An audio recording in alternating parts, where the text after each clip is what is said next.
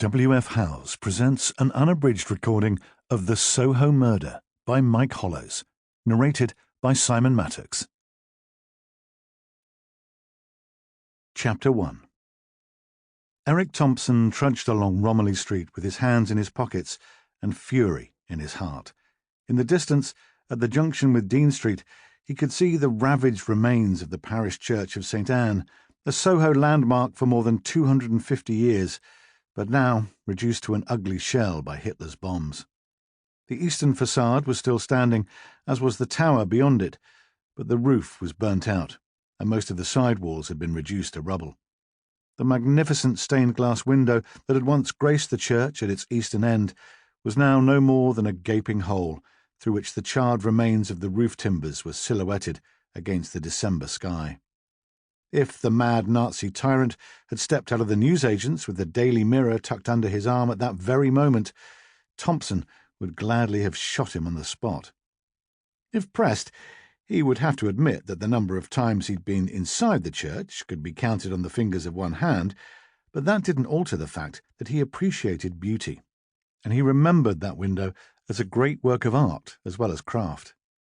Its destruction was, of course, an assault on religion, but more than that, it was a desecration of what sane people regarded as civilization. It had been beautiful, and now it was lost forever.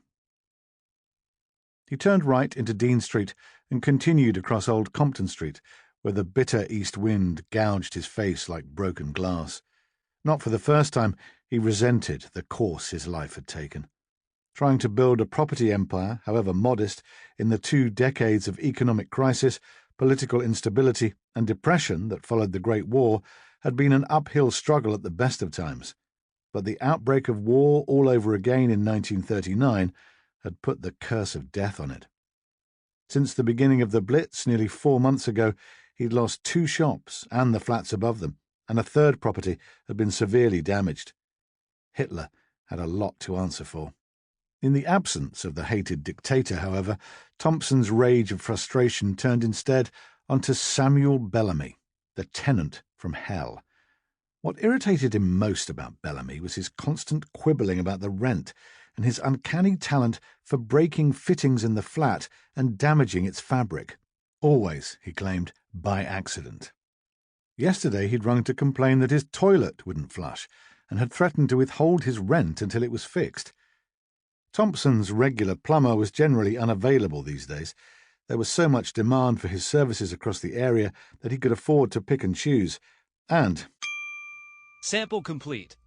Ready to continue?